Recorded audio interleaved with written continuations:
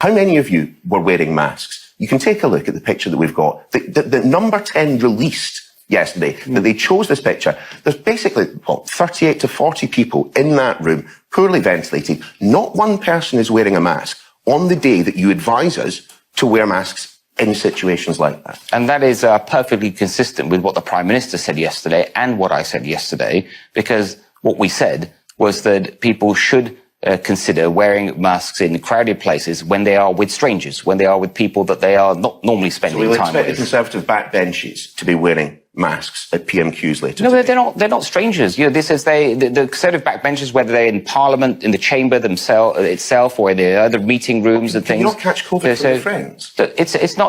You have to take measures that are appropriate for the prevalence of COVID at the time.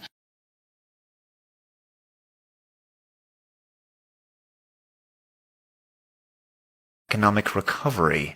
This year, next year, vaccine policy is economic policy. And it is even a higher priority than the traditional tools of fiscal and monetary policy. Why?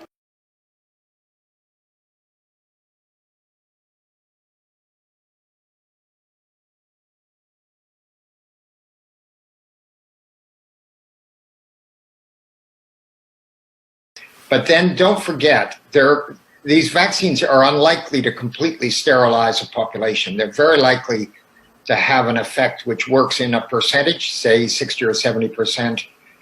We'll have to look quite carefully, and the regulators will have to look quite carefully to make sure that it's done what we need it to do before it gets approved. So there will be a delay between the outcome of the trial and a decision whether it can be approved as a vaccine. And of course, anything that happens... Professor Sir John Bell. Yeah. I'm sorry, I didn't mean to cut you right off like that. Can I just say that anything that happens to undermine the legitimacy of regulators to make independent decisions is, in my view, profoundly unhelpful.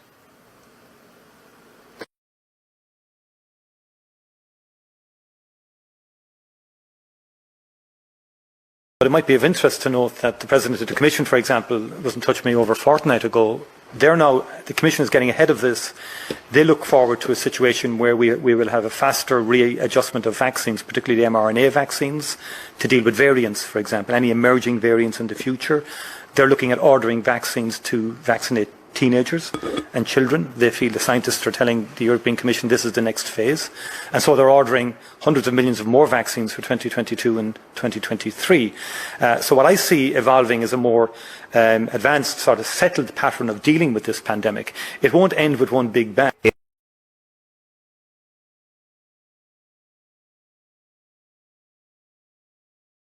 We know that vaccination is our way through this. Vaccination is the most effective tool, a weapon against getting infected.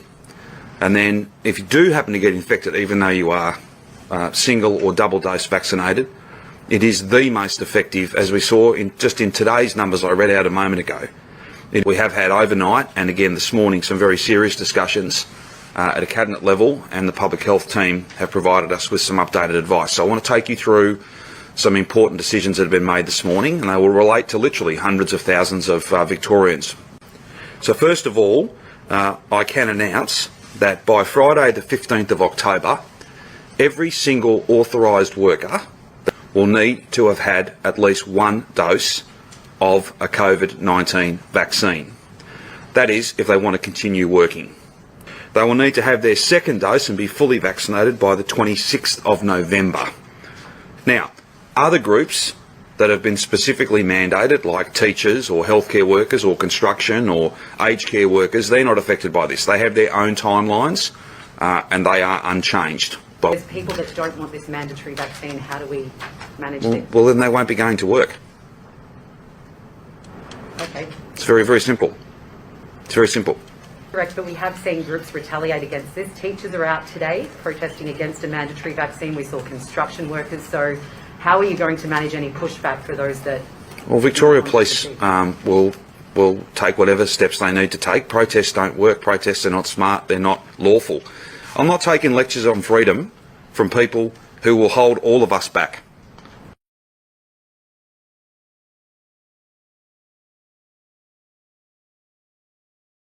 of course the virus will mutate. And the more we vaccinate, the more virus will attempt to survive and mutate even further. And you saw the deal we announced this week with CureVac, where we're going to be looking to manufacture the new variant of vaccine that deals with the variant of virus. On the Novavax trial participants, they will have their vaccine pass in the United Kingdom, and of course we're working with other countries to make sure that that is recognised. But as far as the UK is concerned, they will be considered as fully vaccinated, whether they've had the placebo or the vaccine.